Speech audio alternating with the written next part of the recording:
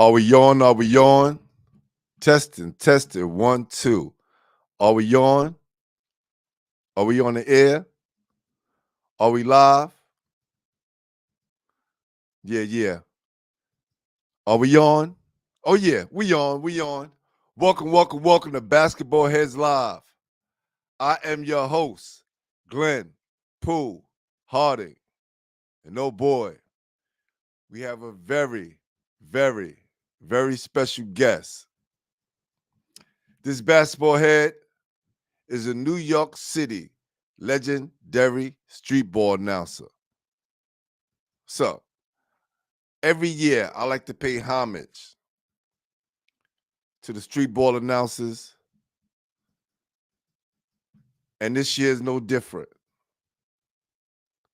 So, once we get everything tight, I'm going to start the show and make sure that my brother get his flowers. Give me 1 second so I can connect to everybody on Instagram.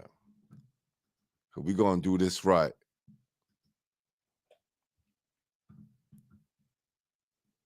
Because everybody need to see this.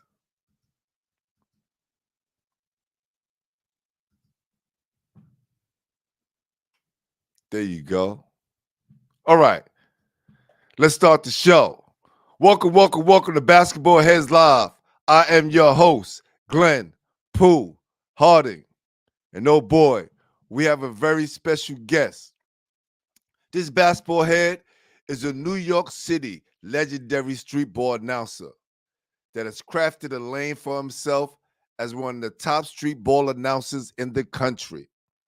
This basketball head is also one half of the legendary duo of announcers with his partner, Cha-Ching, making them the top dogs when it comes to announcing some of the biggest games around the country. This basketball head have done every major basketball event, like Nike's New York versus New York, the Iverson Classic, Overtime Elite. Who forget that World Basketball Games at Lincoln Center? I've never saw Lincoln Center lit up like that, and I've been there ice skating as a kid. Never saw it as lit as that. And who can forget the Slam Magazine events that happens in the Mecca every year?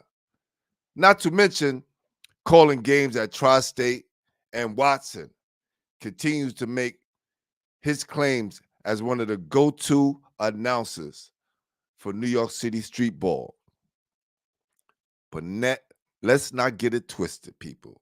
Please don't get it twisted, because this basketball head knows the game and also was a ball player himself. Having played high school for Forest Hills High School. Let me not mess that up anymore. Forest Hills High School, represent, and Columbia-Greene Community College in Hudson, New York. So when you see this guy calling the games, and he knowing the ins and outs of everything. No disrespect to other street ball announcers.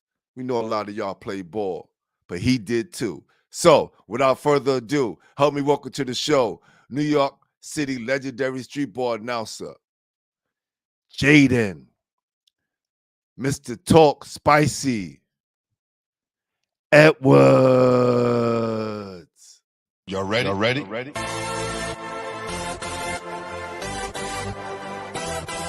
Yes. You have just stepped out into the world of chaos, where everybody goes hard. Come on. Go hard. Go hard. Go hard. Go hard. Go hard. Go hard. Or go home. Never back down. You gotta hold your own. Go hard. Go hard. Go hard. Go hard. Go hard. East Coast. Go hard. West Coast. Go hard. Midwest. Go hard. Dirty. Hurry up, everybody. Get online, buy your tickets, cause the game about to start.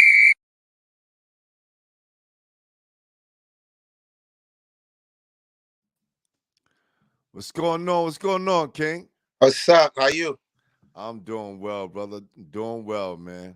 First of all, let me say this, man. thankful that you came on the show tonight, man. You one of the guys that when I go to these games and I check out, you always make it fun and exciting and very interesting, man. So, man, salute to you, brother. Appreciate that. Appreciate that. Thank you for having me. Nah, no doubt, man. Listen, tonight it's time to get your flowers. Um, when I'm reading over your bio, and I'm saying to myself, "Oh man, played New York City high school basketball too." It just makes things a lot more interesting, a lot more fun when you know a guy that been through the trenches just like you. Yeah. And we're gonna get there because I don't know how a Bronx dude get all the way out there to Queens like that, but we're going to make sure that we get to all that, man. But I would jump right into it, man. Who introduced you to the game? My fourth grade teacher, to be honest, the fourth grade gym teacher. He said I had a lot of energy. I was always getting in trouble in classes. So he like, why you not challenge that energy and play sports? So it was play the drums, play basketball, and play football in middle school, all the way up. Yo, hold on, fam. Hold on. Yo, you know how to play the drums? Yeah, I did all that. That's why I like Drumline was my favorite movie growing up. So that's the crazy part. Basketball movie not even my favorite movie. It's Drumline. That's crazy. Salute to Drumline, Nick Cannon. Yo, let me tell you, I always wanted to learn how to play drums, but I was so uncoordinated when it came to hitting. What do you call it? I guess the drum, right? Yeah, and all that. Yeah. And then you had to, tap your feet with the bass on the bottom, and then that was just too much. I always gave props to dudes who could play the drums. Like I was a big look. I like bands like Earth, Wind, and Fire, right? I like heavy metal groups, right? Yeah. Nirvana, but I was always infatuated with the dude who played the drums. Yeah. So I was growing up in church, so I had to play the drums, then get in trouble in school, play the snare for the band. Wow, man, that's so dope. So, what part of the Bronx are you from? From Parkchester. Parkchester. How did the hell you get to Forest Hills? I was at South Bronx originally, so I went to South Bronx. That's when I started. Like, when I get in trouble, I venture off into other stuff. Like, they always found something for me to do. So when I was in South Bronx, my freshman year was football, JV basketball, and then my sophomore year, my football team, we won the championship, the bowl division, and then in basketball, I was always in trouble. So then the basketball games, when I couldn't play, I'll just start announcing the game. So I've been announcing since I was 10th grade, but that was only when I was in trouble. And then my sophomore year, we got to the championship, and we lost to Bedford in the championship to Brent Jones and Mason and them. So my school moved. Now they Mount Haven campus. But my mama said I was getting hurt too much in football, so it was find another sport. So I ventured off and just gave up on football and just straight went basketball. Like the whole route went through is basketball. So I ended up Forest Hills, the school moved. So wow, that's crazy right there. Because I started off football. I actually went to Lincoln to play football. I didn't go there to play basketball. yeah, that's why I went to school too. When I went to Urban Assembly for career in sports. So I really went just for football. But then everybody's like play basketball. And basketball came that first love. So it was always crazy. Right. What position did you play? I was the point guard for basketball, but for football, I was the corner and I was the running back. Nice. You first of all, salute to all the cornerbacks out there because that's a skill position, and if you're not nice, you getting burnt on every play. Now that's why when you see my highlights in basketball, it's mostly defense because I was a defensive player. Nice. Exposed. And listen, people always talk about the offensive end, right? I was the defensive stop on my teams as well. So I love defensive guys, right? I could score some buckets too, but I always like playing the best player, right? And the dudes who the best scorers don't want to hold the best player. Yep. And then with me, I probably got the biggest name on every team I always played on. Like everybody knew who I was, but I always wanted to guard the best person. And I put myself out there because if he have a good day, it's over for me. So it's like, so man, I always took my defense. That's crazy. So when you're announcing, you already know the deal. You already know. You know who can do what, and if they hide from the smoke, and you know who want the smoke because you was that guy. Yep. And that's why I started my lives when I was doing all the high school lives back in the time, like before Corona. It's because of that. I wanted to give people the exposure that didn't have the exposure. Like everybody wasn't too in tune with everything that was going on because the city's too big. So it's like I try to make sure I condensed everything, point out everybody, whoever was getting overlooked, make sure they had a place to shine at. So Nah, we definitely gonna tap into that, man. That's dope, man. So who's the best guy in your neighborhood coming up, like playing ball? mm. See, St. Ray's was around the corner, so it was like probably Dingle, Kerwin, or Cora on them. Like St. Rector. Like it was always St. Ray's. Like when you from Parkchester, if you ain't go to St. Ray's, it's like you're right, you ain't one of them. So Right. at that time, I say like from Parkchester, it'll be anybody that was at St. Ray's at the time. So Dingle, Kerwin, and they won the championship, so you can't never take nothing away from them. Such a legendary program, man. Yep. Definitely. That's crazy. That's crazy. What's up? What's up to everybody in the building? Appreciate you. Thank you. Thank you. Giving some love to you as well. So when you go to high school, right, you make this transition from playing football to playing basketball. How much did you miss football when you started to play basketball? I regret not sticking with football because I led the whole JV in rushing. So it's like everybody was looking for me for varsity, and it was like he just stopped playing. So everybody was looking like coaches was reaching out to me like, "You sure you want to transfer?" Like they even gave me the option, but it was like too much traveling to come back to the school since they moved campus and play on the football team. Like I'd have been the only kid probably allowed to do that, like go to my school and come over there, but that's just too much traveling for me. I said I couldn't do it. But Damn. How many yards you was getting the game? I finished my sophomore year, I think, with like 659, something like that, rushing yards. Ooh. Yeah. I still got it. I'll be searching PSAL up. I'll be upset. Like I should have just kept playing football. I put my name in every time. Yo, first of all, y'all don't get it, right? To be only in 10th grade with like 600 something yards, it's crazy. It's crazy. That's crazy. So you had 2 more years left. That's already you doubling that easy. I messed up. I should have went Vars, but they moved me up. The best part was they moved up everybody that was on JV for that championship game, so we all got rings after that. So it was like we all touched the field one time. We won on a field goal. We didn't kick a field goal all year, but we won.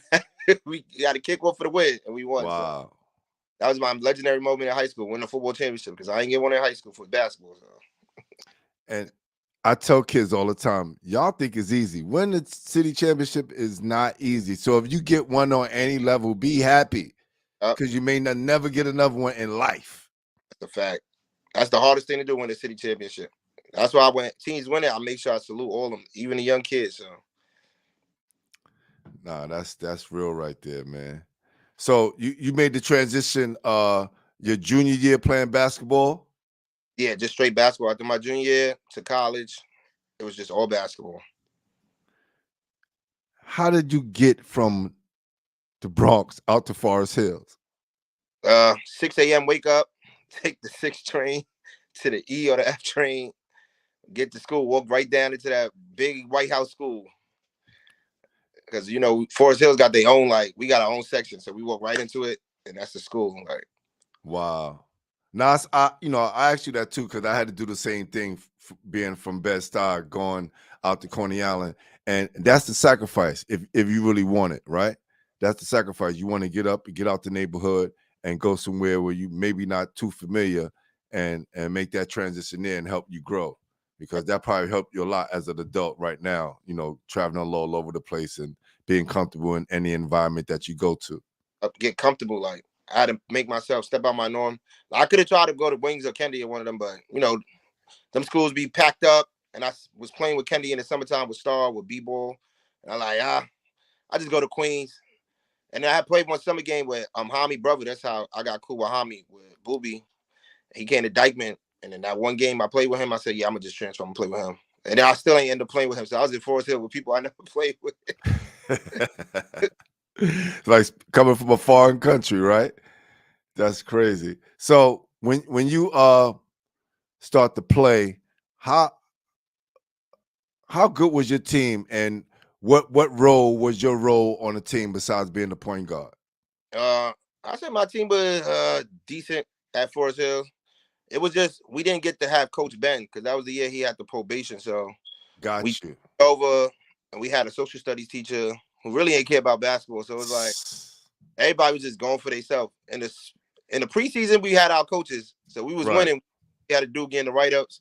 Season started, everybody realized it wasn't no coaches. They started doing their own thing. So it was like that's So you grew up in a time where, you know, the guards was changing and you guys just had to make do.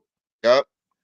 And then my last game, crazy part, my last high school basketball game was against John F. Kennedy, and I'm from the Bronx, and I had to travel to the Bronx to play my last high school game.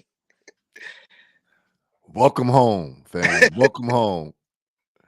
That's great. So you came up in a very intense time in New York City basketball. So hearing some of the names and all the guys that you played against or knew, or even looked up to, who were some of the other guys that was like popping out during the city that names was ringing bells? The year that Kennedy played, they had Bashir Ahmed, they had Terry Laria, and you know Dozo always had everybody. Yeah. So it wasn't even fair. They had Jermaine Lawrence in them, so it's like it wasn't even fair for them. So there's a couple of people that was like Whitehead was still in high school at that time. He was just coming up, so everybody was talking about Lincoln. So I was like, Yeah. Lincoln's been kind of doing this thing for a very long time. And I tell people, right, everybody have their ups, everybody have their downs. There were times where Clinton dominated the city and times with boys and girls. You know, boys and girls, you know, of course they had a resurgence under Roof. But that was the you know, year that had Mike Taylor on them too. So like, yeah, Rice was over there. And then you also got Terrence Samuels, Shamik Shepard. It's South Shore. It was the whole Brooklyn, like the same way as now. Like everybody talk about Brooklyn. When I was growing up, it was a Brooklyn fest. You gotta go Thomas Jefferson, run into all of them. Like it was just this is nasty. Yeah. It's different. That's why I tell guys, you know, especially the guys who came in my era, like I would, you know, us Brooklyn dudes, we had to go everywhere and play, right? A lot of uptown dudes don't come down to Brooklyn and play. I tell dudes, come down to these tournaments, right? And get involved so you already know what the temperature is like when you get here. Yep. You're gonna see these same dudes in the season. Seeing them in AAU is different. Seeing them at school is way different than the AAU because when you're at school, it's more like you structured up. AAU, if you that guy, you just going. But at school, you gotta get everybody involved. Yep. Scouting reports is out, so now you the main focus. So that's what I tell somebody when you get that school basketball. And I like what the Bronx is doing now. Like Bronx AA schools, you see them playing a lot of Brooklyn schools to get ready for the playoffs. Because at the end of the day, you might have to travel to that school in the second round. So you want to get as comfortable as possible. If you're not comfortable, you're just gonna get ran out the gym. Fact, I see who else I see outside? I see James Monroe outside. I see Bronx Eagle outside. I see Wings. I see the Wills. All these guys, the Wings, these guys is outside. They're coming down. They're coming to play. Stevenson's coming down to play. Kennedy is coming down to play. It's a lot. And the Bronx has definitely had a resurgence, man. So salute to everybody and all the coaches up in the Bronx, man. You guys are doing your thing. For sure. So who was your rivals out in Forest Hills? It was Dozo, but my senior year, I wouldn't call it no rivalry. We ain't had no coach. it was a punch fest every time. The only time we played them good was in the preseason and back to school, Beacon back to school. So once we saw them in the season, social studies teacher, it was no close game in that one. That was just nasty. No, this is important because a lot of you high school coaches, you know, that I really wanted to blow him up, but I'm not going to do that because I know there's one coach who just does his team dirty, right? And on the freshman team, they have one of the best players, one of the best freshmen in the city, but he not going to be able to coach him because his dad's not going to let him go up to varsity. And the only reason why he's on JV because there's the JV coach who will remain nameless because everybody would know who the varsity coach is. He wanted him to play with him for that year so he could get the understanding and the full measure of the speed in the PSAL. And it's a shame. Like, you know, he's telling kids, you know, it's not his job to get them into college or get exposure. And he's just here collecting a pension. And I'm saying to myself, well, working up his pension. And it's like, damn, dude. But that's why you got to tell kids you got to go where like you want it, where you appreciate it. Like you see a lot of coaches after you finish playing, they don't check on you if you got home safe. Like that's why I respect the coaches that take the kids as they own. Like once you got that coach that care about you, your well-being, make sure you respect him. Those coaches hard to come by. Father figure coaches, especially if you ain't got one, those are the hardest coaches to come by. Yeah, and we have a lot of coaches out here in New York City that does an amazing job, man. So salute to all the New York City high school coaches out there on both sides, girls and boys, doing an amazing job, man. And yo, Jay, maybe one day I'll bring you on a high school show that we do on Fridays as well, because I know you could tap in and because you know all the kids too, right? So it just makes sense, man. I think that'll be dope. Do you remember a game where you were just like, you know, I'm in my bag and being the point guard, you kind of control what was going on, even though you didn't have like that general on the sideline conducting things? My last game in Queens was against Dozo. I had a triple double, so I was like, I knew we wasn't gonna win, but I said I'm at least leave it on the floor. Then just went out, it was going hard. We had a chance, but then the fourth quarter came and it was no chance after that. They started boxing, wanting it, trapping. As soon as I crossed, it was over after that. But my last game in Queens. Let's salute that. Because if y'all don't know, if y'all never got a boxing one through on you, triangle two, crazy defenses, God denying you full court, making it hard for you, y'all know what it's like. Y'all know the feeling. And it's a crazy feeling to know that somebody's giving you that much attention. Yeah, and the Clary, that's why I said in the Clary, I always give him the Clary credit because he was always a good coach. Like everybody already knew what I was gonna do. They was ready to jump. I had to go to my C move instead of my B move because they was ready for everything. So that's Listen, go ahead. What you were saying? I said that's one coach I give credit to. In the Clario, you get it. He might not play all the hard teams, but in Queens, he know everything you're gonna do. He makes sure he protects his home. Yo, and what you say? He said he may not play on the hard teams. Yo, somebody was just saying that last night. Another coach. We won't go there. The Clario, I give you props, bro. He was down in Brooklyn scouting. That's what he do good. He scout. He get that scout report is gonna be legit. He might not play you, but he know everything about you before he play you. Tell you that. Facts. Yo, I was telling some coach, I was like, yo, he was, asking me, who I think the top teams was, and I was like, yo, I had to throw in the Clarion, and he has a very good team. He's like, yeah, but he don't play anybody. And I had to go, damn. Look at the conference. And I'm like, all right. But you got to give him props because he has some players, man. Yeah. So that's the memo on him every year. He don't play nobody. But right. He see the playoffs and he get there. He got a championship, so he ain't got to play so many people. Yeah, the last, I have it right here, too. This is crazy that you mentioned that. I don't know what made me bring this up.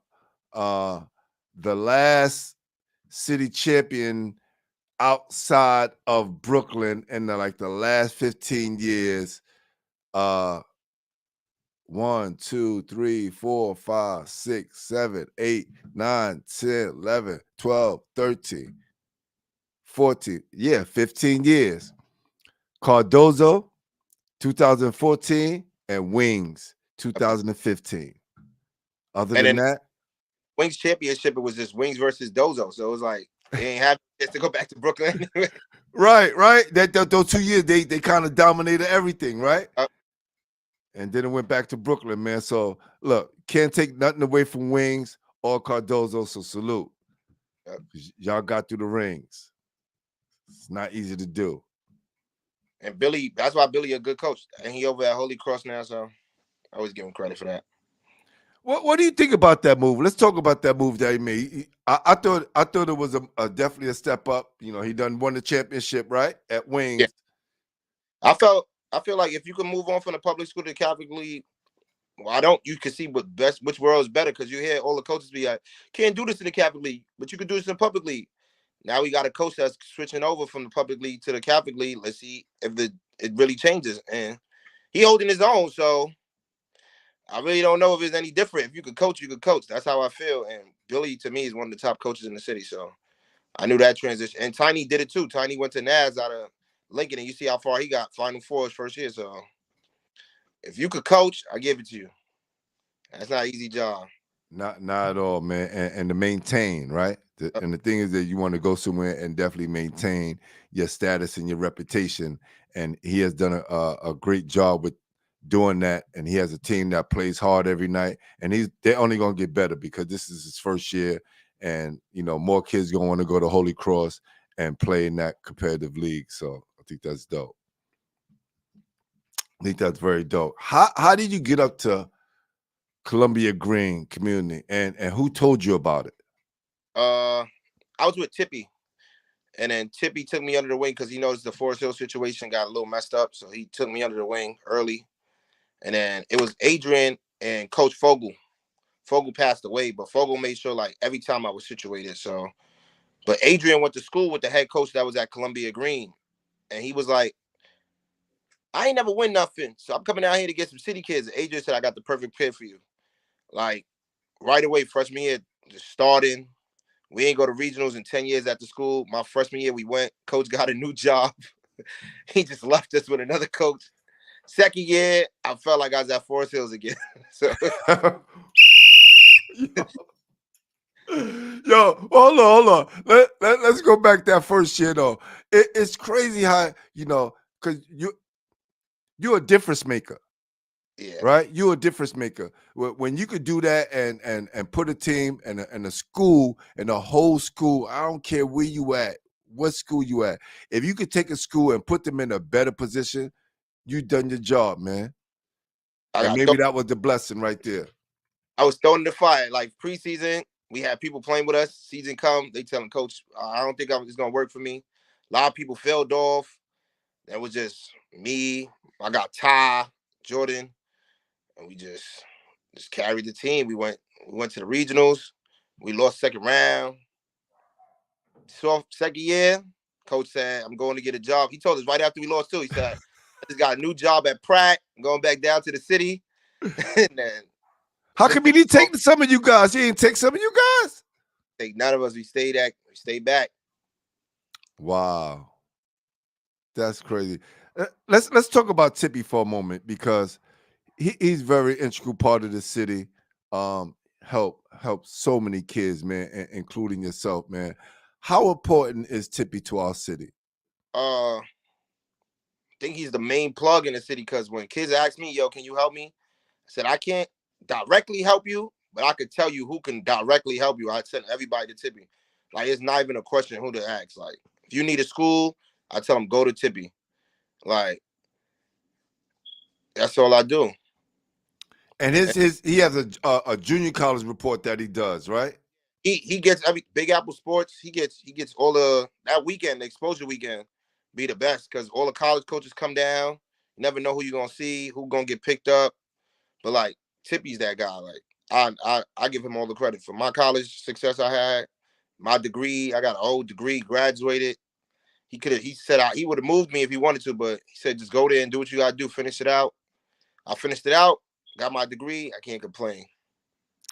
Man, salute to Tippy, man, New York City legend.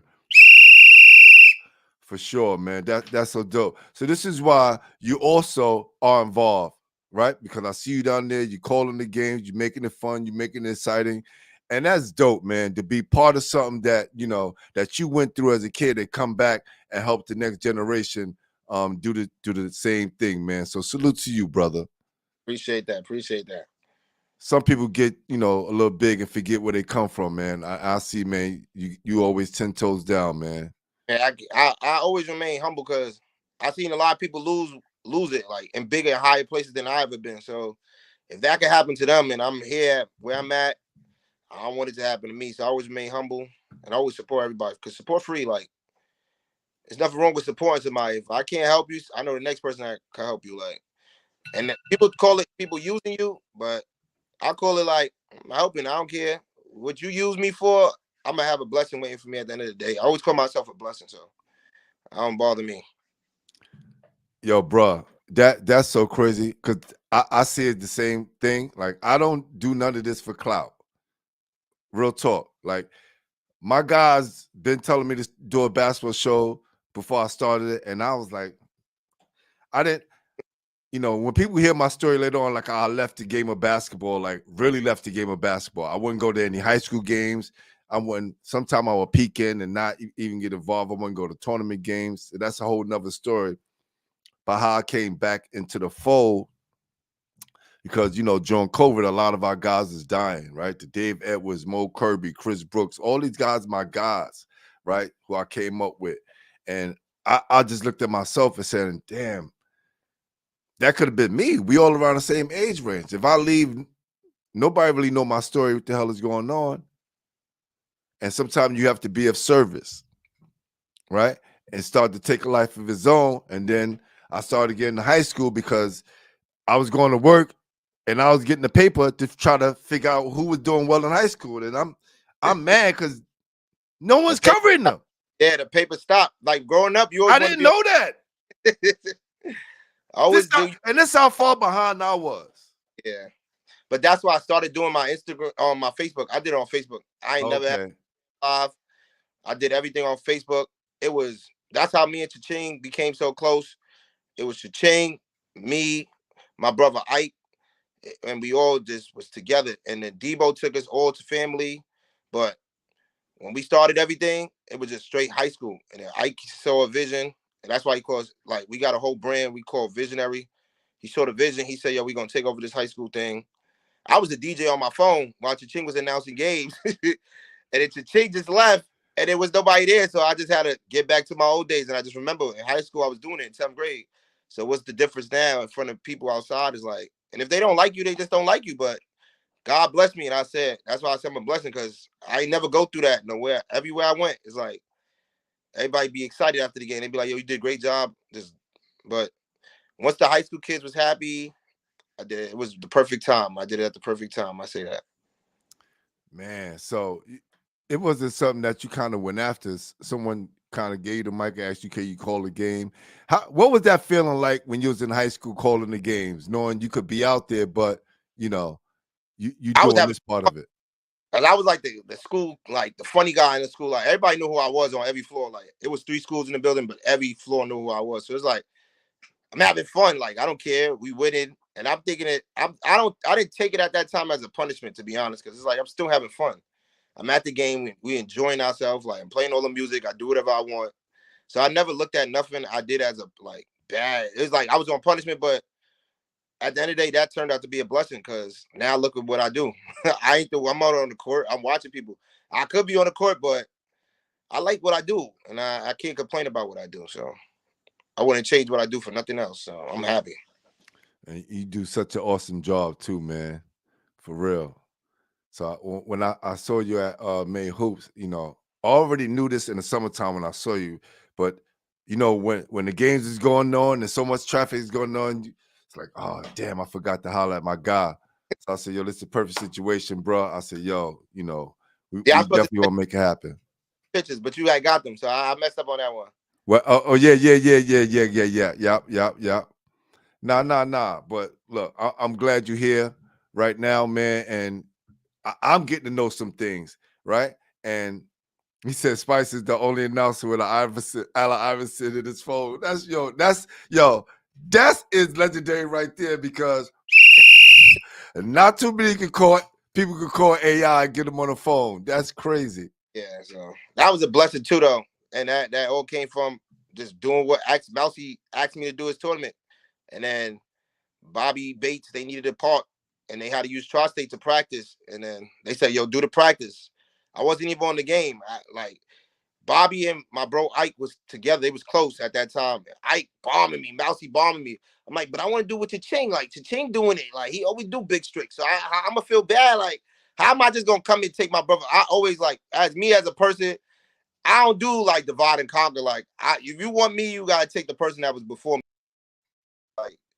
I don't do it by myself, so they was like, yo, you got to do it. So I did the big streak, and thank God I did it because the Iverson Classic came along, and Bobby said, I'm bringing you with me. And then I just been doing Iverson Classic ever since. That's dope and honorable, right? Because like you said, a lot of guys like to look out for themselves. Like I tell anybody, let me tell y'all, New York City, all you gotta do is holler at me. I'm not a hard dude to talk to, and I'm like, um, Jay right here, man. Like I like to be of service, and everybody gonna get used, but the situation gonna turn out to be a blessing for me because my heart is genuinely in it. Yep. And To help other kids. that's what my girl always tell me. She's like, just go, be your best, go out there, do what you gotta do. So I leave the house, get ready. She makes sure I'm dressed. She makes sure I look right. Before the interview, she was heavy. She's like, gotta be your best. You ain't do an interview in a while. You better be sharp. So that's why I say my girl always makes sure I'm right. So she keep my mind right. I tell her that all the time. We gonna blow a whistle for your girl because the reason why a lot of my interviews go well is because they have a woman in the background making sure they're right. So salute to your girl. We appreciate you, Queen. That's right. Making sure my guy's right. So where did the name Mr. Talk Spicy come from? So like I said, I was doing Facebook Live, and then it was when Shamari, Zay Wash, all of them was in high school. So it's like I had people just calling in. It was a random night. I was bored. It was my sis Kim. We was at Scaling. She like, just go live. And I was in a group chat called Talk Your Ish. So my guy, Heck, we used to just do the lives just to do it. You feel me? Just to outside the group chat, but not too much because, it's a private group chat. So we like bring certain stuff people talk to, just bring it to light outside into the Facebook. And that's another thing like Ike started was the Talk Your Ish. But it was like, what's something I could do to make it about like me? Like, and I was just starting announcing. So I'm like, let me make my own lane. Let me just do this Facebook Live, talk about kids from high school because I always wanted that exposure. It's no like everybody had going NYC hoops. You're not always gonna make NYC hoops. Like, let's be real. Everybody can't make that page, but you can make my page. So one night I just had everybody calling in. They talking crazy to each other. Jose Perez talking crazy. Hami at Kentucky, he was chiming back in. Shamari was chiming in. Everybody was chiming in. So I ain't gonna lie. Everybody that I shout out now, support to this day, is the people that really helped me become who I am. That's why you see me around Zay Wash, see me around Hami, supporting Shamari, supporting Jose Perez. Is like I remember who helped me when I was coming up. Like this wasn't all just me. Like it really took the athletes that helped me to become who I am today. So I'm happy for who I'll be around.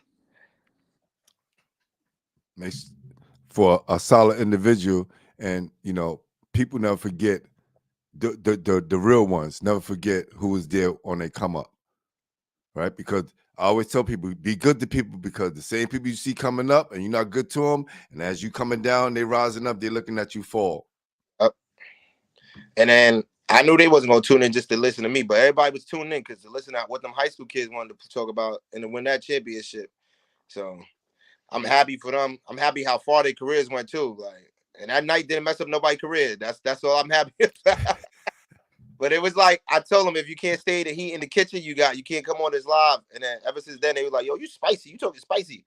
I just ran with the name and said, "Just call Mr. Talk Spicy." Oh, that's dope. That's dope. Do you remember the first game, the first street ball game you announced? I know it was Tri-State. It was a high school night. It was quiet night too. I think it was HBO Bulldogs. HBO show. It's HBO's. It was HBO. Coach Aaron. I remember. I forgot who they played though. They played a good team, and they had a rapper now that Tay Flow. He was a basketball player at the time, but he was. And I was like, Tay, you gonna shoot from there? And he just had a good night. And then they took over the park. They wasn't supposed to win that game. I think they was playing like BK Stompers or somebody, or Fire and Ice, and they wasn't supposed to win that game. And they just started turning up. Ever since then, Mousy was like, "Yo, you gotta keep doing it. You gotta keep doing it." He kept pushing me. After that, everybody like, "Yo, you nice. You nice. This your first time?" Everybody. So I just ran with it, had fun. Tri-State is my first home, so I know there got to be a lot of games where you're on the mic and the energy that you provide is so electrifying that you can see the game change by the announcing that you guys do, right? See, it's a difference when you're kind of trying to direct the traffic and make it go your way. But if you just naturally flowing and you send that vibration out there, the game can suddenly change and it could turn magical. yeah, like that's what happened at the Slam game. To be honest, the Slam game, it was a timeout. and I was just talking. I was just telling everybody. I seen him do it already. Like he did the whole EYBL. Like he was losing. He always hit a big shot. Like he beat New York Lightning. I had to bring it up, and we was in New York at the time. So they like, don't remind us. But his mom and pop said courtside laughing because they like, and nobody knew it was gonna go to Cooper Flagg. But I said I had to go to him. Like he was not even playing. If you want to be honest, he wasn't. If it wasn't for that shot, it wouldn't be really the Cooper Flagg show. But that shot, I'm just happy he made it because that took off from there. And he loved New York now, so I was like, they trying to give him all types of nicknames, but he already said what's the best nickname he got, so it don't matter. I pledge allegiance to the flag. So That saying came alive and took a life of its own. And look, people could say all you want. I hear all you guys talking. Don't get it twisted. I hear all you guys, Gilbert Arenas. I hear all you guys, Steven Jackson. I'm calling you out right now. Y'all be trying to talk crazy about New York. I'm gonna let y'all know something. You do it here. When you do it here in the Mecca, it go everywhere. And then look at RJ Davis right now, killing it in the ACC from out of New York. If you can make it anywhere in New York, and you go anywhere after New York, you're gonna be that man. Marquise Noel last year took college by storm. RJ Davis this year taking college by storm. So it's like, if you do it anywhere after New York, you're gonna be that man. Like it's just something about that New York energy, that New York feel. Like Juju, he go to SEC. He wasn't starting last year in the MAC at St. Peter's. He had Ole Miss. He's starting point guard. So it's like we just built different. Tell them again, Jacob. I don't really think they hearing us, right? You know, you. This is no knock to cities like Atlanta, California, Detroit, Chicago. We love y'all guys too, but when it's done in New York, it's done differently. It's different. Like you gotta make it's hard, bro. So like when you make it out of New York, you want to keep going. Like even right now in JUCO, Jose Quello, like he went a former Wings player. He trying to go Division I, but look where he at, California JUCO. But he put on a show right now. So it's like they gotta tune in. It don't matter what level of basketball New York is on. It's just you just gotta find us, and we're gonna be there. And once we make it, it's over. The sky's the limit once we make it. Couldn't said it better myself.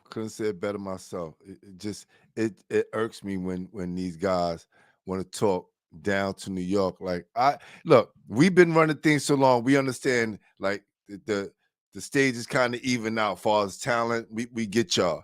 But you know what's so funny? Our city go against a whole state. Like they don't even count Long Island and upstate with us. You know what I'm saying? It's just our 5 boroughs. We got to go against a whole state. And it's like, I get it. And that's what people don't understand. New York is so big. They limit it just to the city. So like they don't count the state sometimes. They be like just the city.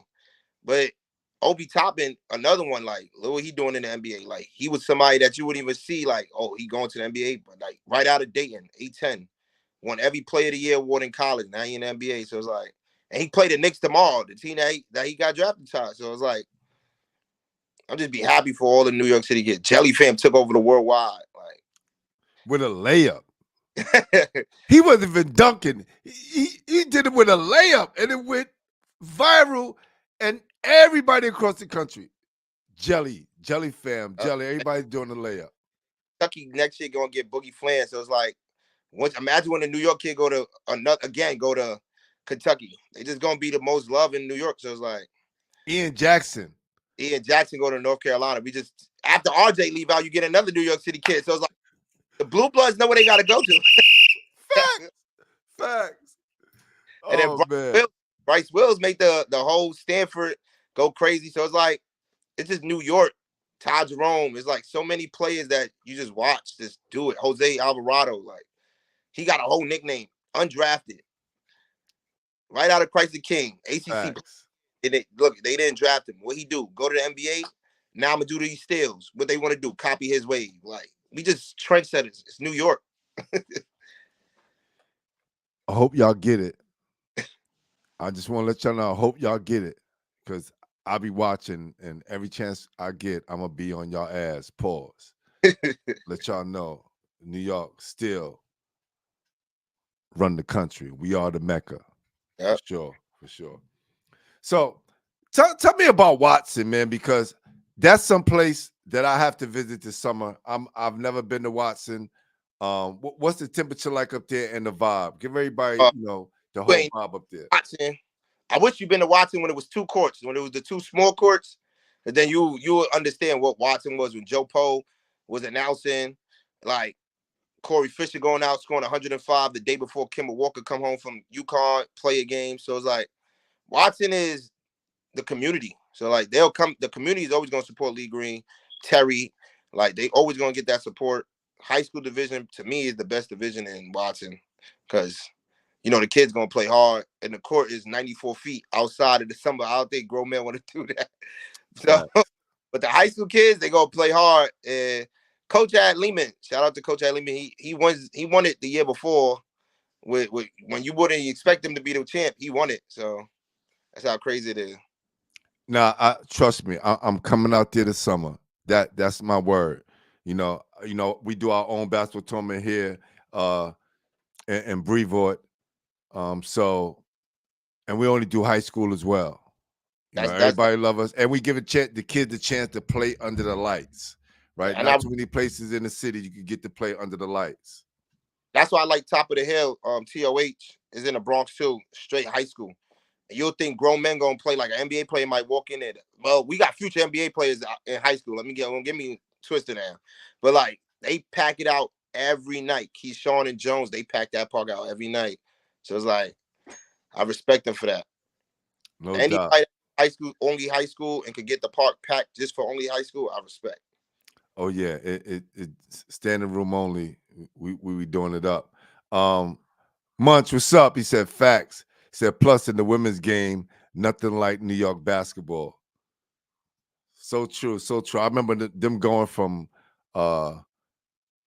Gersh, playing in the Rose Classic, then going up to Watson and winning it, and they won like 9 championships that summer. Salute to Coach Munch, for sure. So I don't like the fact that LA now has said that the Mecca in basketball now. Get the hell out of here. No way. No way. No way. I get you. It's not LA. Yeah. Trust me. You can't listen. I don't look, we don't subscribe to playing gym basketball. All right, in the summertime, we get it though. We get it's hot out there, but when it's 100 degrees, we still outside balling. It don't change up for us. It don't change up for us. It could be 100 degrees outside, 109. There's a game. There's now the weather advisory. We outside balling. You good? Yeah, we good. Yeah.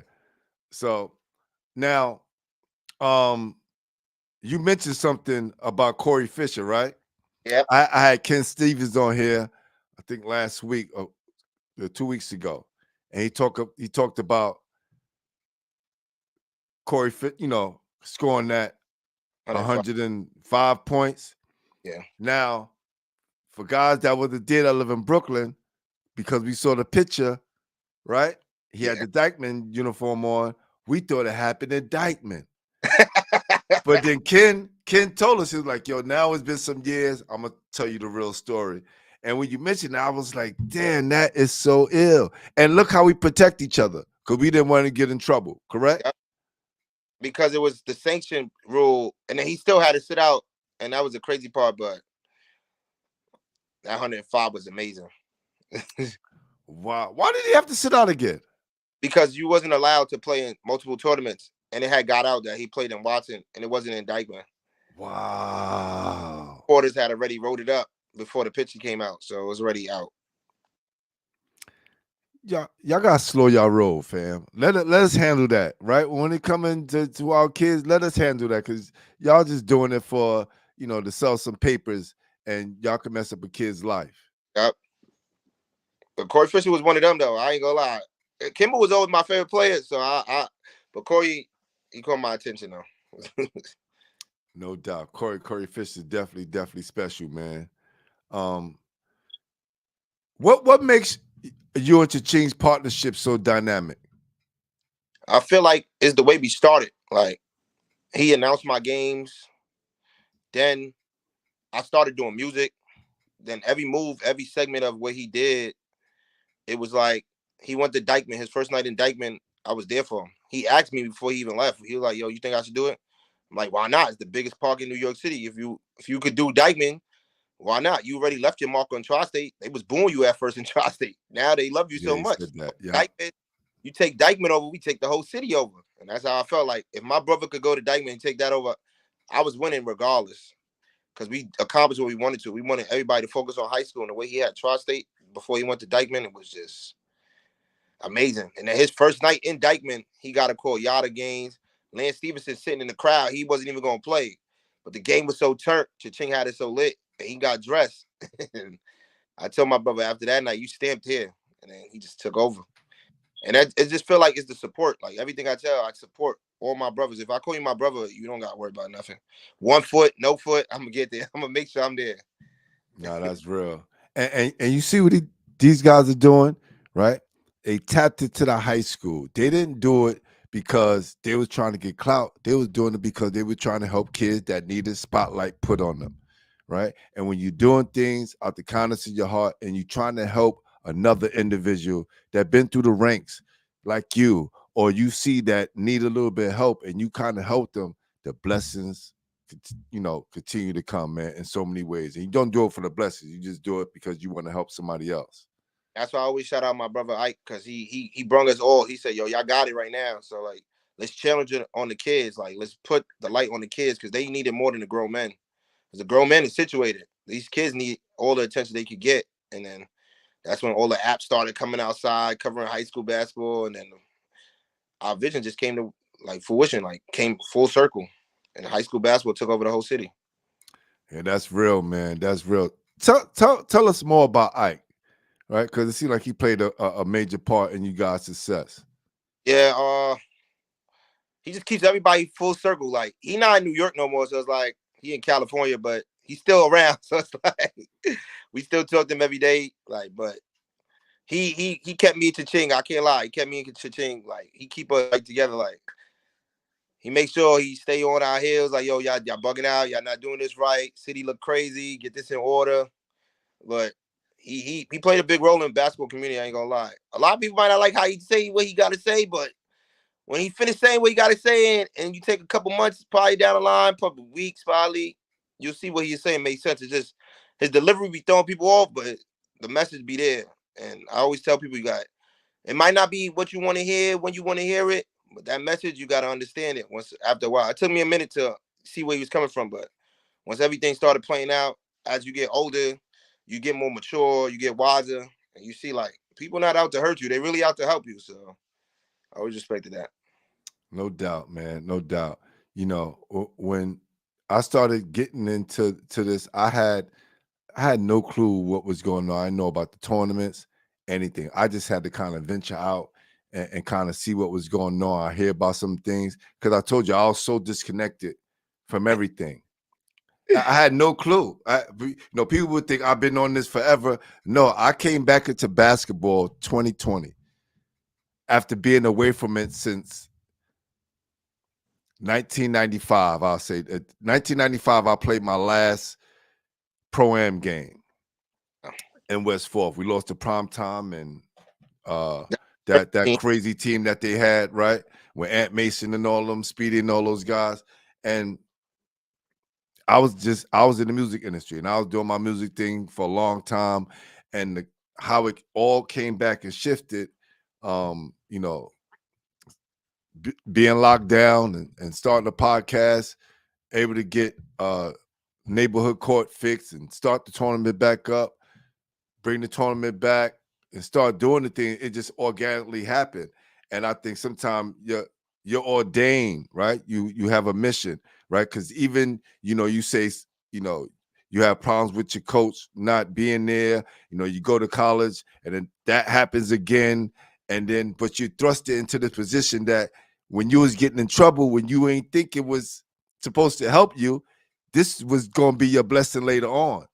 And then that's the crazy part. On me announcing, me doing the Facebook, it made me into the person I call my biggest mentor, biggest heckler, manager, Andre Ambrose. Like, when I tell people who he is, they be like, that's your manager? I know Dre. Like, Dre helped me out. And then, I ain't gonna lie, if Dre doesn't come along, I don't know what I'll be doing because a lot of people saw my lives and they was like, yo, we could do this, we could do that. But Dre saw my lives and Dre said, I got you. Like my first year I was coaching. He said, I don't know if I want you to be coaching this. So he started making me come to the headquarters. And then I was folding shirts and stuff at the headquarters, but he always put me front and center. Like, and then he told me one day, he said, yo, make a 5-year plan. So that's when I called my girl. She has a friend, like we call Quaker for anything. And then she did the 5-year plans, laid it out.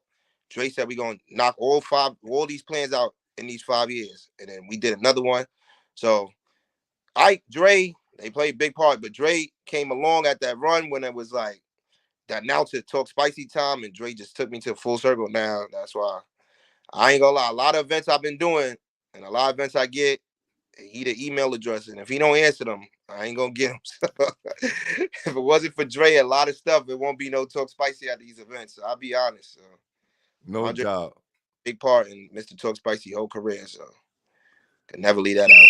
Salute to my guy Dre and Ike, man. You know, y'all my guys because y'all his God, man. And you know, hopefully we cross paths one day. But that when we talk about, you know, men helping other men out, right? That because they say, you know, guys have a problem work with each other, right? On another level, in other spaces, people do, right? And they look at us and they say we can't make it happen. And if I think you open up to, you know, to criticism, you open up to want to learn, some major things can happen, man. So salute to you, man. That's the major part. You gotta take your criticism because in this game, if you weak minded, you're not strong, you're not mentally tough. Anything somebody say could just break you. And I felt like when I first started, it was always like everybody thought it was a competition. Like, yo, he better, he better, he better. But when you go into the game with a mindset of I don't care about who's better, and I just want to make sure everybody win at the end of the day. And I'm just happy with the people that's in my circle, in my corner. Like, and now we got Ross Lom, all the announcers, Mike Larry, everybody, Mike Jones, Rel Voice of Harlem. I just be happy like.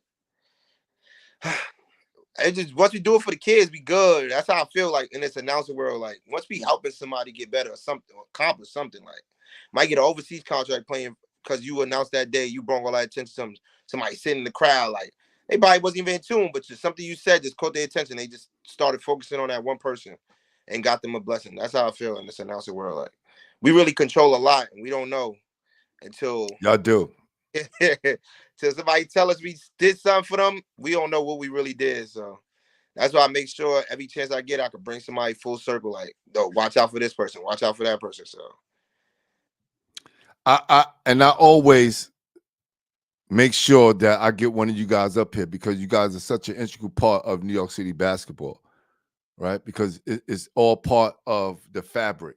You know, you got the ball players, you got the referees, you got you guys, you know. And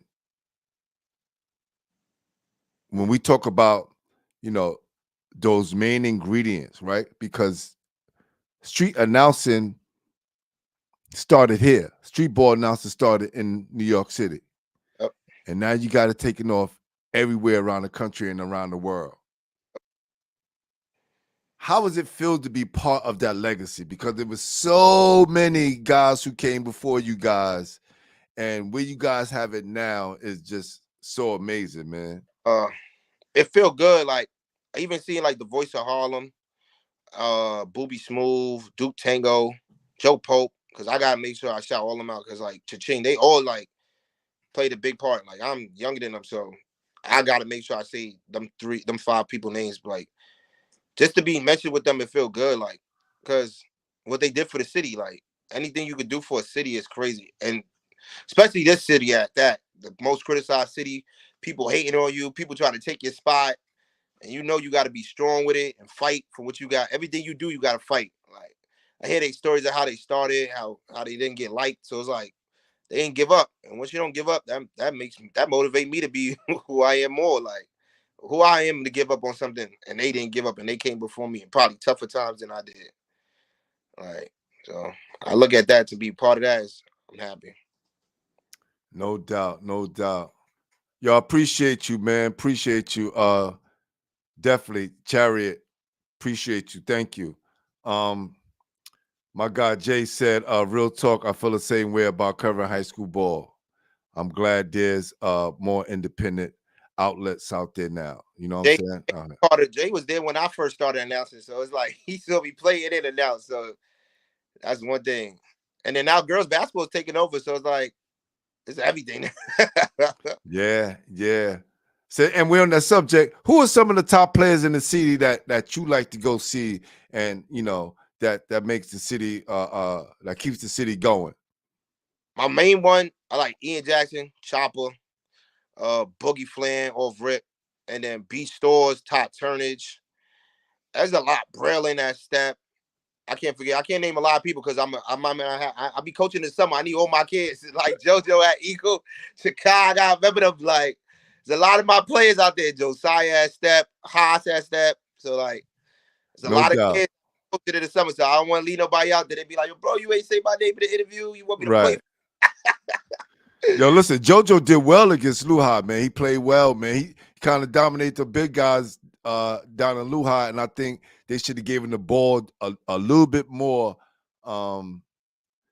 especially when it came to fourth quarter time. And that Amir just he doesn't even care. Like, he don't know about the big games. I don't think he knows and cares, because the way he was playing, it was just like fearless. And that's why I said, like, with the Rod Slime situation, like, that's one of our kids right there. He take him right on the wing, and then he coaching too.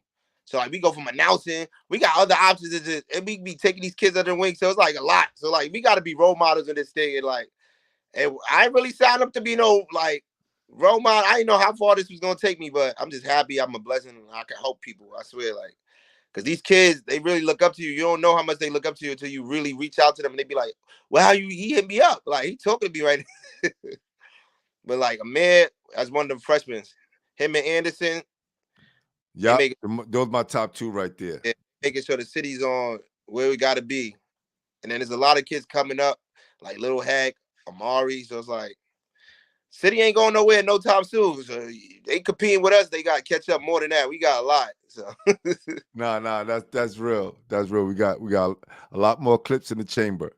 Yep. And then you got Magic Mel, Adam, Enjai, is Kalen, like Cardinal Hayes. You think they gonna fall off because they playing 5 guards? But last time I seen Joe Lowe's with 5 guards, everybody be making fun of Cardinal Hayes. They won a championship, and they beat Moses Brown and Cole Anthony in the chip. So no big. So I be scared for teams like that, because it's not what they do now. Is when that March hit around, how you really gonna look? So.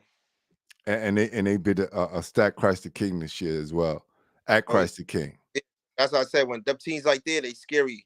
But Christ the King is another team, like, when they get clicking too, Coach Arbs is a good coach.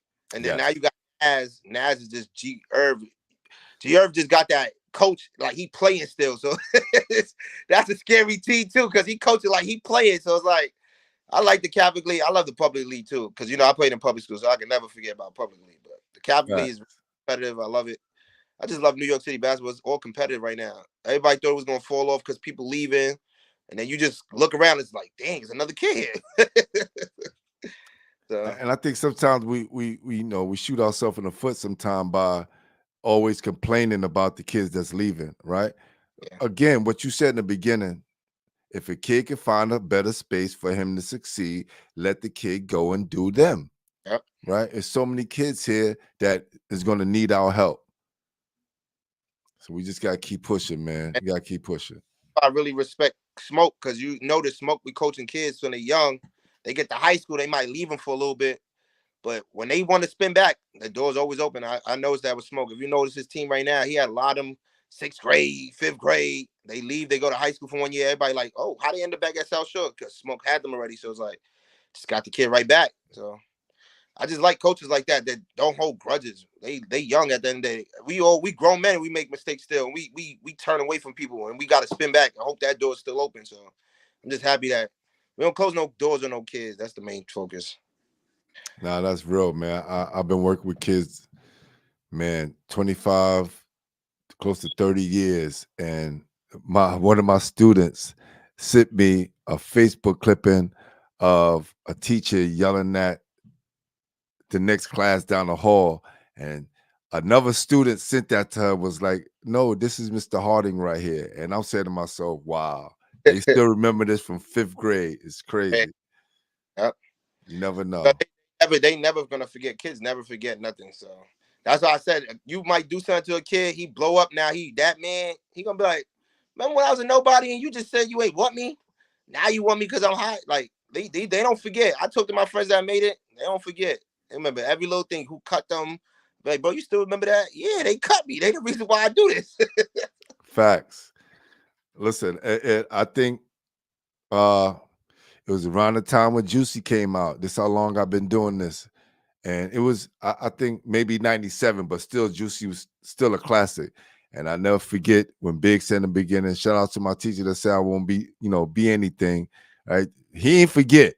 They don't forget. That's one thing I tell you about. You don't forget. And like right now, I don't forget you don't forget who do the good and you don't forget who do the bad. And that's what I tell people. Always remember the people that did good by you, the same way you remember the people that did bad by you. Because a lot of people forgetting the goods too. So the same way you remember all them people that doubted you, remember the people that always supported you too. Because it's hard to find people that genuinely support you. And that's why I remember everybody. Because I want that day to come when I might not be Mr. Talk Spicy no more. I might just be humble old me, Jaden Edwards. And I gotta remember them people that were supporting me. So That's real. That's real. Who do you think gonna take the city championship this year? Let's start with the PSL. put me on the spot, man. Of course, because I know bro. You guys talk high school basketball all the time, and you right in the mix of it, man. You want me to be honest? Honestly, Yes. I would have said Eagle Bronx because I'm from the Bronx, but I gotta go with Smoke because I feel like when Smoke get going, like when he get them kids playing basketball together, they a scary team. He got the size. No homo pause because you know how Cam got. Yes. We gonna pause on that right then and there. Your facts. So, but yeah, I think South Shore, and that's always my favorite pick to pick. I always pick South Shore to be honest. So. And Asher Elson is just coming to his zone as one of the top players. Like, really, we have one. If I told this kid, I said, yo, you got to understand, you are the guy. You are the guy. So once you get that in your head and you realize the sky's the limit for you. And then once they Division I commit start playing, how he got to play. Because right now, he just the Division I commit. I tell him that all the time. Like, I ain't going to give you your name and all. You, the Division I commit. As of right now, you just committed. Because you not playing like you that man right now. So when he wake up, City in trouble. If he wake up. Listen, he don't answer my texts. I try to send him short videos and try to give him pointers like, yo, bro, I was a big guard. I know what to do, right? You're a hell of a defensive player. You have no idea how good you are. Yeah, that's what it is too. Some team, it takes them a while to show how good they can really be. But you just got to want it. That's it. As a player, you just got to want it. And when he want it, and he wake up that morning and say, I'm gonna win this for Smoke. I'm gonna win this for South Shore for my pride. That's the team I picked to win the championship. He said the D1 commit. That's so hard right there. That's hard. Pause. Yeah, all right, Catholic School League. Can't go against Kentucky. I ain't gonna lie. Boogie Flint, he chilling. And it's just the supporting cast like Danny, him, Haas, Brillin. This the whole team is like, they all could go, and he haven't even really. I felt like if he wanted to average 50 this year, the Catholic League, he would have averaged 50. He just been relaxing, chilling. But they just the scariest team. They not going. I don't think they're gonna lose a game in the Catholic League, to be honest. They gonna go. So. I don't want to jinx them because it's my first interview. I haven't been talking sports all year. I don't want them to be like, "Damn, he said we not gonna lose." Then they go and lose. They just won by 40 the other night. So facts. I don't want to be the jinx. I don't want to mess it up. But I feel like Step gonna win it. And those other guys are stepping up too. This is why he's been able to chill, right? And I really, deep in my heart, I love Coach Lopez. Everybody know when I do my lives, when I started, it was St. Ray's. I really wanted to pick St. Ray's, but I had to be like, gotta be realistic sometimes. Like, as a Kentucky kid, he just won it last year. I feel like he's gonna win it again this year. I just gotta pick Step. Listen, I've never seen a kid score 22 and a half and not miss a shot. Last year, what he did, when he got his mindset to say, I'm going to go out here and kick some ass, literally, he destroyed Cardinal Hayes that first half. making some of the toughest shots. I was just like, I'm filming. I'm saying to myself, "Oh God, like, how do you make that?" Yeah, like, and that's why I respect him because he's so humble too. Like, if you know him, Boogie just humble kid. Great kid. And that's why I feel like everything he get is just so amazing. So it's like he deserves everything. McDonald's or America, he deserves whatever he's getting, he deserves it. Him and his family. And I knew his cousin growing up, Mousy, his uncle. That's because his uncle. Wow, wow. And then it's so crazy. I'm coaching, and I tell everybody, yo, I'm gonna just have him come to the park. He came to the park to support and just stood there. He could have been doing anything on that night. He came out just to support and chill, watch his friends play. And I was like, it's bigger than basketball for me after that with him. So like, anytime he called, he needs something, and I can help, you know, he got it. And he's committed to my favorite college, so it's over now. That's dope. Yeah. Man, that's crazy. That's good, man. That's good. What dream game would you like to announce and why? Dream game. I did a lot of games. I think I did most of my dream games. All my friends, I did their games. Like, I did Zay Ward's game, Ali Mo Day. Like, it was no music in the park. And then my brother Hami just caught a dunk, shut down the whole park. His first time shutting down the park. I think that's. And then I did Jelly Day, did Hami Day. Just waiting for Obi to have a day. And I think I'm good. But I might have to call an NBA game to do an Obi game. So I might have to say doing an NBA game because I don't think Obi gonna get. He's too low key, humble, yo. I don't think he's gonna have a game. So I might have to be an NBA game, slam dunk, All-Star Weekend, something that he involved in, and then I'll be complete. You know what I think would be dope if they really, really, really want to make this, you know, really huge and not just keep it kind of bland. McDonald All-American game. Yeah. I think if they want to turn that up to the next level and really have the viewership and the people that's really paying attention, you know, people watch it, and a lot of people don't watch it. Because I talk to guys, be like, "You see the McDonald All-American?" And it's like, "Nah, who played in it?" No, I'm being honest. And that's why I'll be happy with the Iverson game. It's so competitive, and all the kids I met, like DJ Wagner and Rob Dillingham right now going crazy, Justin Edwards. So it's like the Iverson game is taking over. So I really don't miss out on any All-American high school game, to be honest, because I'm already involved in one that's one of the top high school All-American games. So that's official as well. So I'm gonna blow a whistle for the Iverson game because he's doing something different, and he gets some of the best players in the country doing their thing, man. So that's definitely a huge for all the kids around the country. So that's my main focus. Probably do an NBA game. My brother's playing, and then I just announced the game. So that'll be my dream, an NBA game. No doubt. No doubt. If you could change one thing about your basketball journey, what would it be? Nothing at all. I think basketball took me where I need to be, right here, announcing and giving back, and then helping others. I really don't regret not playing no more. I love what I do, and I wouldn't change nothing, to be honest. All the people I met in my life, all the connects I made, I don't regret nothing. And listen, this is a message for you kids out there. One day the game gonna be over. But if you could transition to something else in the sport that you love to do, right? Mr. Talk Spicy, he not getting injured out there unless something, God forbid, somebody run into him. But for the most part, no, he's not getting injured announcing the game. You know what I'm saying? The trainer's not getting injured. The statistician not getting injured. There's so many, the coaches not getting injured. There's so many positions in basketball, front office positions. There's so many positions in basketball that you can have a major impact, right? Because your juice card went crazy because you're an announcer, not because you was a ball player. You knew ball players, but the fact that you like one of the top people in New York City because of what you're doing now. And I felt like that's what really, I think if I was playing basketball, I won't meet half the people. I won't be doing half the things I'm doing right now. I wouldn't have met Allen Iverson. Like, I wouldn't be doing the slam game. I would have never went to OTE. I saw two twins that nobody knew about. I saw Thompson and I met Thompson. And then now we gonna have Alex Shaw. Like, I wouldn't meet half the people I met. So I never like the game of basketball probably would have did something different for me, but the people I met and the connections I made, the people I don't regret nothing. Because sometimes when you go off out of the game, you meet more people anyway. I probably won't be doing this interview. I was still playing the game. You wouldn't even want to talk to me. That's so real. Let's blow a whistle on that right there. That's real. That's real. Appreciate that, bro. So listen, let's have some more fun so I can get you out of here, man. And let's get into the top 5. With that? Yeah, right, let's go. I bet. Top 5. Top 5. All right. All right.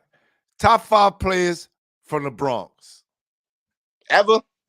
All time. And this is all the people that you know of. Kimber Walker, number 1 on any list. Kimber 1. I'll probably say Corey Fisher. Is Rod would be considered from the Bronx? Yes. Yes. Strickland, Right. gotta get it. Ain't a Bronx. We got a lot. 2 more. 2 more. You good? Oh, that's tough. That I know, I'll probably put Dana Dingle up there and Alan Ray. That Okay. counts Bronx. Oh, yeah. All right. Cool. And let's give some of the guys that you played with some props. All right. All right. Top 5 guys you played with in any era, in any basketball, summer league, high school, wherever. Isaiah Whitehead, who I played with. Dingle. Shane Rector, Scoochie Smith. And last one, B. Briscoe. Okay. Yeah. You played with some dogs, fam. Yeah. I play on a lot of teams though. It's a couple more I can say, but those my people I know. So I'll make sure I give them all my credit. Got you. Top 5 guys you played against. Gents, Javon Pinkston, Truck, Little Sham,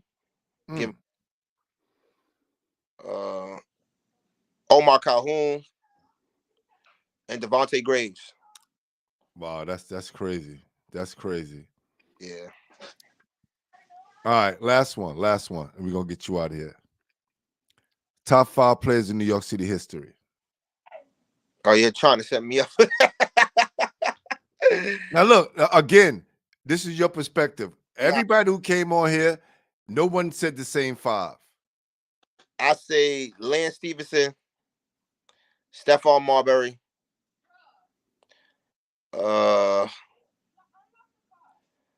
That's tough. If I go by my era, I'm gonna say yeah. You gotta name the people that you know. Jose Alvarado and Hamidou Diallo. Those be my. You said Isaiah Washington. Yeah, I'm gonna make sure. I gotta make sure I put him up there because he impacted a lot of people. So my 5 would be Lance, Marbury. I would say Whitehead too. So like Whitehead is a lot. I can't go 5. You only give 5. You can't bring nobody off the bench. Yeah, nobody off the bench. Like, but I take my 3 my friends, but Whitehead's up there though. No doubt, man. Listen, if you haven't done so already, man, check out the Stephon Marbury interview. I think you'll enjoy it. All right. Yeah. And just for you, man, first of all, I'm glad that you came on the show. Glad we was able to kick it. I'm glad I got to know a little bit more about you, and get to hear your story. Such an inspiring story for real, man. And just talking to you for this hour, 20 minutes. I got to see the real Mr. Talk Spicy, the Jaden Edwards, and you mean so much to the city, brother. I'm gonna say this, man, and you're a very humble brother. You always show me love every time I see you, man, and you show the city love, man. So we're gonna give you your flowers tonight and let you know, man, you're a legend in our city, man. Keep doing what you're doing. Appreciate that. No doubt, brother. I appreciate you. Thank you. All right. Jaden, Mr. Talk Spicy, Edwards. Appreciate you, King. Listen, man, that's a real guy right there, man. You know, remember I always tell y'all, it's not how you start, it's how you finish, right? And he's not even finished. He's just getting started, you know, cutting up in the classroom to getting in trouble and getting put on a mic, right? And when people thought they was punishing him, they actually was rewarding him. And he turned that punishment into a major situation. We're here, can talk to and talk about kids in a major way. Not too many people are doing it the way he's doing it. And we got a lot out here doing it. And salute to all the street ball announcers that's doing great things out there. But tonight was Mr. Talk Spicy's night. And he's always tapped in. Well, I'm about to be out of here. Y'all know what it is. I am your host, Glenn Pooh Harding. And you've been watching Basketball Heads Live, the podcast on NYC Basketball History. We are the official home for New York City basketball. And like we always do around this time, peace.